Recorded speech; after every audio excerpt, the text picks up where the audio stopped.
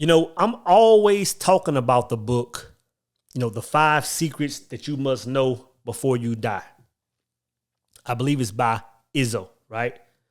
And the crazy thing to me is, as much as that book had an impact on me, like it's not even in my top 5. It's not even in my top 10. As a matter of fact, I actually lost the book. I've been looking for the book for probably close to a year now. I can't even find it. I'm sure it's here somewhere amongst the multitude, but I can't even find it. But it's crazy to me how that book had such a, hands down, had the most instant impact on me to the point where I didn't even finish reading it. And I'm always talking about, the part where it's just going, I fast forward to the part where he was talking to a lot of people that were in hospice, people that were sick, people that were 95 years old. And all of them said, the thing that I regret most, it was regret was eating them up, was I didn't make certain moves. I didn't make certain decisions. I didn't get in certain relationships. I didn't start certain jobs. I didn't start certain, XYZ. And I read that part, brother, and I felt that. I put the book down and started my mission the very next day, right? But here recently, man, I was thinking about that book. And I was just saying to myself, I said, how did they get there? How did they get from, just teenage years and end up being at 85, 95 years old with all this regret from the lack of making moves, man? I said, how did they get there? Because surely they were just like us. Surely they went through their 20s and they were just lit on life and they were trying to find their purpose. Surely they went through their 30s and became mature adults and hit their 40s and 50s, 60s, 70s. Surely during all this time they had goals and they had things they wanted to achieve. They had places they wanted to go. They had, people they wanted to impact. Like surely goodness and mercy. Out of all that time, they had the same thoughts that we have right now, right? That we have today. So I'm like, how did they get there? And I said, was it distractions? Was it distractions? Because when I think about the type of brothers that I used to hang with, I'm talking about a good number of years ago. Most of those brothers, if not all, to be honest, all those brothers only had 2 things they wanted to talk about, right? They wanted to talk about Super Bowls and women. There was a point in time, man, where every time I stepped out and I was trying to chop with a brother, all he knew about was NBA playoffs. All he knew about was, what Kobe was doing, what whoever else was doing, what the Cowboys were doing. There was a stage where every brother I entertained, that's all he knew. There was a point in my life where every single brother, if he wasn't talking about some women he just hooked up, some woman he just hooked up with, he was talking about the woman he was trying to get with in the future, right? So distractions can be a real thing.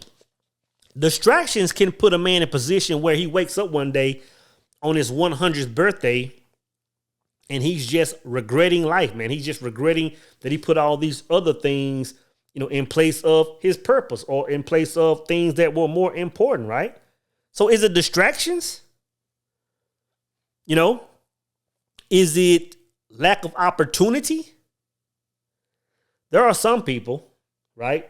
Even people today, in the year of your Lord 2022, that still whine and complain and say that, the reason I can't get ahead, the reason I can't accomplish my goals, the reason I can't do all these things or all these plans I have in my mind is because of XYZ, meaning because I'm a certain color, because I was raised on a certain side of the tracks, because my degree came from this school as opposed to some Ivy League school.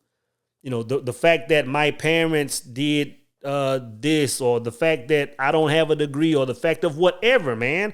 I'm going to tell you this, brother. This is one thing I don't do.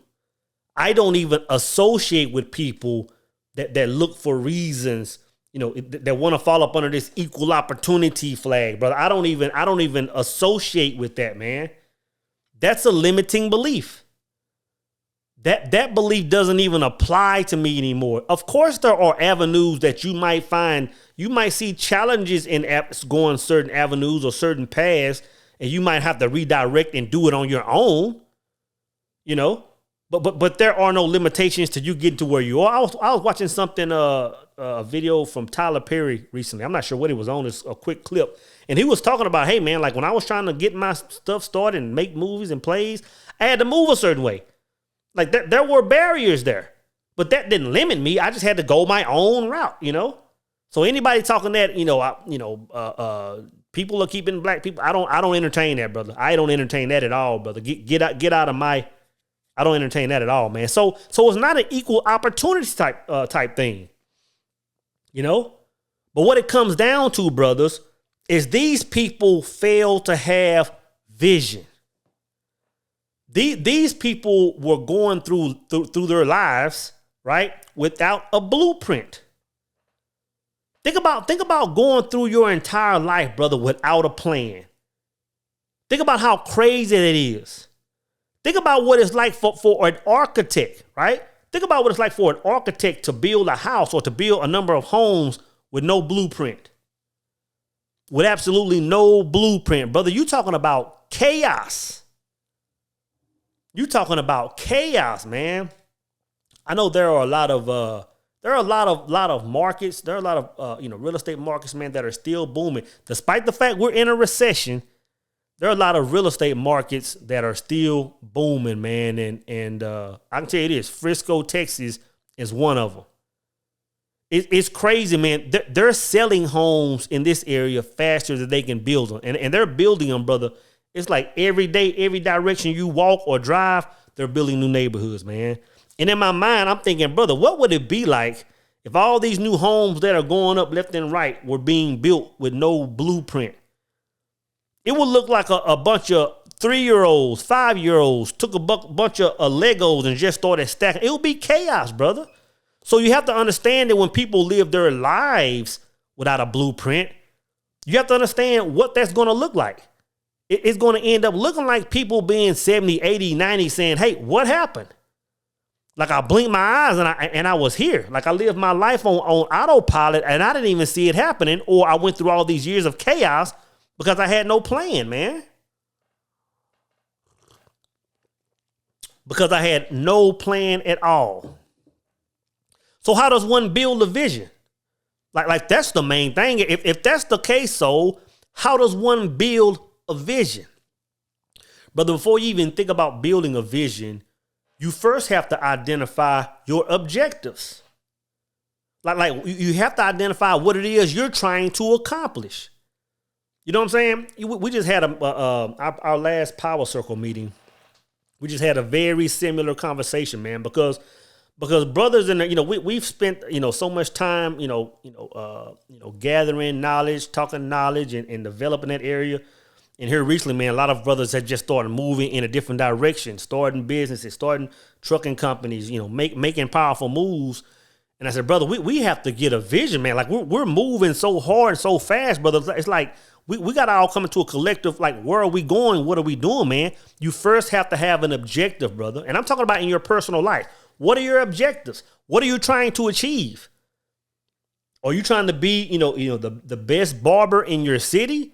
Are you trying to help the homeless, get shelter? Are you trying to have the best salon? Are you trying to have the best nonprofit? Are you trying to help people in certain areas? Are you trying to be a minister and start a church and save souls? You know what I'm saying? Are you trying to, be a part of the legals? What's your objective? What things are you trying to knock out? In other words, I always say this. I say this all the time when I talk about purpose. I said, when you leave this world, when you leave this planet, what kind of mark do you want to have? What do you want to have left? You know what I'm saying? For me, that's how I formed my purpose. And from that purpose, I formed my objectives. And once you get those objectives on what you're trying to achieve, that's where you form your vision, guys. That's where you form your overall vision and your vision. And what your vision is simply your mission statement. That when a person sees you move, that when a person sees you in act, they know what you're trying to achieve, man. Your mission statement is your I am. Your I am is your vision. So, brother, it's important, man, that you have that vision. It's what you live by. It's literally what you live by. It's literally the thing that you think about when you first wake up, the thing that you think about all day, and the energy you go to sleep in every single night. That has to be your vision.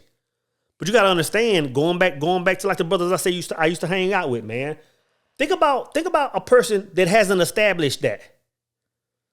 Like in my mind, brother, it almost frightens me to even imagine a life without a vision. It's like, what is that even like?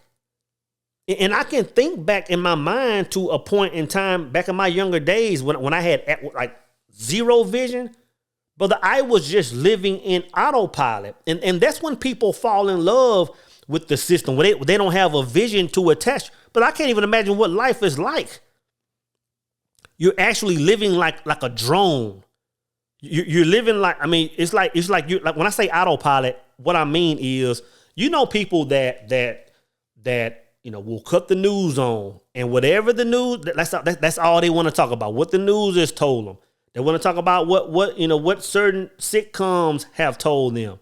All they can talk about is sports. And I'm not saying those things are bad. I indulge in all that stuff. You know, I love to see LeBron and company take home another NBA ring. I love to see, you know, my Green Bay Packers, you know, do their thing on the frozen tundra. I want to see the Cowboys get another Super Bowl. I'm a human too, brother. But when a man has vision, brother, those things are so minuscule in his life. So minuscule that he can just bring those things forward and partake in them when he needs to and put them back where they belong. Because if you don't, man, you'll be another one of these people in the 5 secrets you must know before you die. You'll be one of these people that will be, 90 plus years old talking about what you should have done, man. What you should have done. And the thing is, once you form that vision, it's all about walking in it. Your vision has to become your prayer. It has to become your prayer. And I've said this a number of times, brothers. I said, once a man finds that vision, he has to ask himself 2 questions every day. He has to ask himself, who am I? And he has to ask himself, where am I going? If you don't ask yourself that, brother, if not every day, I'm talking about multiple times throughout the day. Multiple times. Sometimes I'll get a phone call, man, and brothers will want me to entertain certain things or go certain places to do. I have to ask myself, who am I? And where am I going? And I'll say those things that brothers are asking me to entertain, does it represent my vision? Does it represent my company? Who I am? Is what I'm saying. And if it doesn't, man, it's like I can't partake. But the thing is, if you don't have that vision established, brother, you're down for whatever. When certain women come in your life, brother, I'm going to tell you this, man, this is a real thing. If a man doesn't have a vision for his life, if a man doesn't have a mission statement that he's living by, brother, he'll entertain any kind of woman. Because now for me, if a woman, jumps in my DM, or if I'm just, out and about and me and a woman are talking and I kind of feel her character or whatever, however I meet a sister, right? If her energy, if the way she represents herself, if the way she carries herself, if the way she speaks, if her demeanor, if her level of femininity, if her level of, representation of me, is it where it needs to be? Or isn't matching up with my vision? Brother, I can't make any time for that, man. I can't make any time for it. And I have, brother. And I'm telling you, it's a huge mistake. So a man has to have that vision, man, or his life will be utter chaos. Utter chaos. Vision is everything, brothers. You must have vision. Even when it comes to relationships, brothers, I wish more men really understood the inner workings of a woman.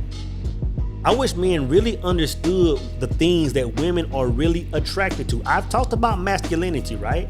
But you gotta understand, man, women are drawn to a man that has vision. Women are drawn to a man with direction. You can take two men. You can take one man that doesn't have a lot, man. He might be in a small apartment, but he has a blueprint. He has an idea where he